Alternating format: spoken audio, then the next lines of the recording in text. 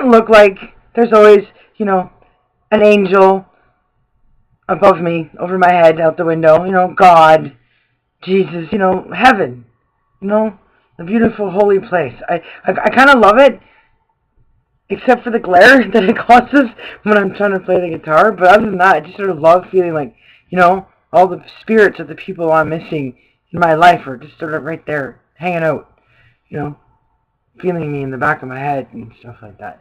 Heath Ledger, Patrick Swayze, Ricardo Montalban, the list goes on. But, yeah. So, I don't keep track of my, surgery dates exactly. I didn't look it up on here. But, February, right? So, it was February? March, April, May, June, July, August, September, October, November. No, it couldn't be February. No, it's July. Got it. August, September, October, November, December. So I'm coming up for 5 months recovery from the panicolectomy. Here. This is what cutting off a big, huge excess amount of gunk looks like off of the computer camera. Looks bad. Look at that. The scar will go away. It's okay. After I've had my gastric bypass, this whole balloon will just sort of deflate. All of this is just the stomach, like the food, the pouch, the 40 ounces that the fat people need, like constantly. They're always hungry because it's so big and it always needs something in it. Now, as you can see, my waist is totally screwed. I don't have a waistline. I look, when I'm at work, obviously you've seen that, the whole your gut over the belly thing or whatever. So I do know what it feels like to be a guy in this physical respect now, which I don't like. No matter how much I suck this in, this does not go away. This has had 2 9-pound babies come out of it, so it's there. So, my favorite, at this point, outfits are, pajama dresses and bikinis. Now, after I had the surgery done, the swelling went down quite a lot, and then for some reason, 7 pounds came back. Even though I don't eat a lot, I eat what I have to eat. I have to conserve, because when you get our physical sizes, our metabolism slow down, and you can just look at food and gain weight from it. But as you see, my belly button is sort of deranged now. So I'm really not comfortable. It's not cool. But, look. You know how you guys have normal waistlines? Because you don't have these big, huge guts sticking out here? Because your 40-ounce stomachs don't swell? Because you've never had babies? Well, I have to wear it down like that. So I look totally street. I'm, all rap, and I don't listen to rap. So, here, Superwoman. Whew. Yeah, man. Everybody's going to have those $2 tattoos all over the place soon. Support gastric bypass surgery. Support my writing. Support Stages. Support Supergirl. Support everything, everybody.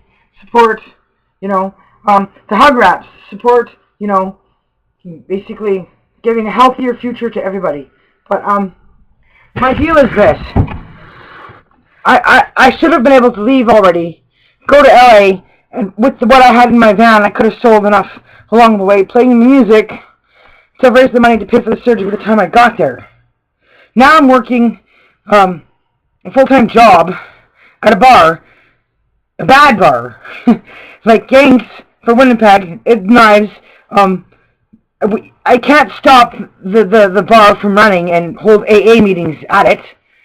And when they try to tell me to figure out which people to not let in because they're too intoxicated versus the random regular alcoholics, I'm like, well then, that's letting nobody into the bar, which means the place shouldn't be running, and I can't do that. I'm a security guard. I don't run a recovering addict, a chapter of NA or AA.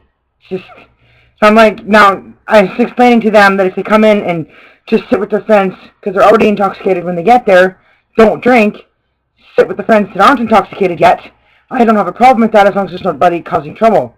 So I don't know how long I'm going to last trying to explain to the people there that I can't define the differences of what kind of alcoholic is okay to let in to drink more and what kind of alcoholic can't come in at all. They're all alcoholics. They shouldn't be here. I was like, this is a bad job for me. I don't like marijuana. I hate alcohol. No, I mean, it's not that I haven't gotten a good drunk in my lifetime. I have, but I'm not an alcoholic like those people. I don't lose brain cells. I don't get sick from drinking for, 10, 12 days in a row and call it a party in my head or something. I don't know. I don't like watching it. And at the same time, you can't save them all. I have to get paid so I can be able to drive out of this country in my Superwoman van to catch up to what I lost in my timeline already. Finding Gene Hackman, hanging out with him for Thanksgiving is toast. Hanging out at Santa Fe International Hospital is toast. Going to the Staged office in San Francisco is toast, unless they sell me those 1,000 tattoos. If you sell those, then I can send you guys your own. I do have something in mind, a design that people can stick on their guitars, they can wear them, they can put them on their cases, but if you guys don't get rid of those ones, then I don't clear off my credit card faster so I can buy a ticket out there so I can meet people at the office and other stuff. I'm stuck doing this dead-end job. It's $10 an hour. And I'm used to much bigger paychecks. Like, I'm used to $25 to $36 an hour. I'm talking I'm used to overtime and double overtime when the starting wage is $17. So, now I have to combine two jobs to make $26. But it's only $26 when I'm working the hours of those two jobs. The rest of the time, I'm just making $10. So my head hurts. Because I'm realizing how easy it is to make money just off of the Superwoman tattoo. Nothing else, just that, because every woman is a Superwoman, and every man married to a great Superwoman should be supporting who he's married to by displaying that Superwoman tattoo without the word on there on him, or on his items, his lunch boxes, whatever. I love my wife, I love my family, whatever, and I'll buy one of those. In fact, I'll buy a stack of them so I never run out, so I have one on me every day, or something, But in a lunchbox, you know how some wives put little sweet notes in their lunchboxes for their husbands and stuff. I mean, what's wrong with the husband doing something back for her? Just as simple as buying the $2 tattoo. And these are not the only designs. This design, a set of 4, is just for my project related to my movie work.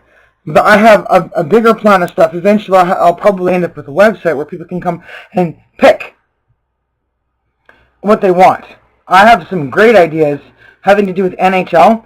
The Women's Hockey League specifically is where I'll be focusing. And then going from there. But I thought Staged could have their own thing too. But they have to help me with mine first. So I'd like to go there, to San Francisco, to see if I can get you over there.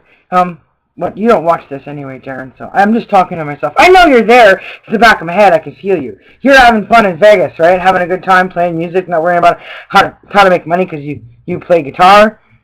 And everybody in America knows who you are anyway, right? Anyways, nobody knows me. I'm the little guy, or the big girl, waiting for her gastric bypass so I could go back to being the size I was before. If you saw, I looked, after starving to death for years and going to the gym and taking ephedrine to get to the size I was before my second baby was born, you don't understand why I'm so upset. I don't have the energy to do that again. I just don't have it in me. I've been struggling with eating disorders and weight issues since I was 15 years old. I'm tired. My body's tired. My chest hurts. My feet are swollen. My legs are sore. I'm tired. I can't even exercise now. When I go swimming, I used to swim, 8 hours a day I could swim because I'm a swimmer. I've been swimming all my life. I'm an athlete by nature, but it's done. I don't have it in me to do the diet and exercise thing all over again. Everybody who can have this surgery should have this surgery. Anywhere they are. Whatever person, diabetes, heart problems, fighting obesity, cholesterol, thyroid issues, whatever. Whoever can have these surgeries should have these surgeries. We don't need to eat like we used to when we were traveling the world, coming from Egypt over to America. We had those 40-ounce stomachs because we were living in the deserts, we were living in the cold, we were living in tents. We needed to eat big amounts of food to keep us warm. We don't live like that anymore, and it's not necessary. The skinny people, however, with high metabolisms, don't have the same fortune. They can't have their stomachs cut out because of what's going to do to their bodies if they do. But anybody oversized should have it if they can. And that's what I want to do with my website. It's all the .coms that I've bought. And I want to link up to everybody willing to link up to it. That will always stay non-profit. I'm still allowed to make profit from my ideas outside of the surgery fund. Anyways, I got to do another 10-minute segment because I just did 10 minutes there. I just want to do an update of my body. I'll be back in a few seconds. Right.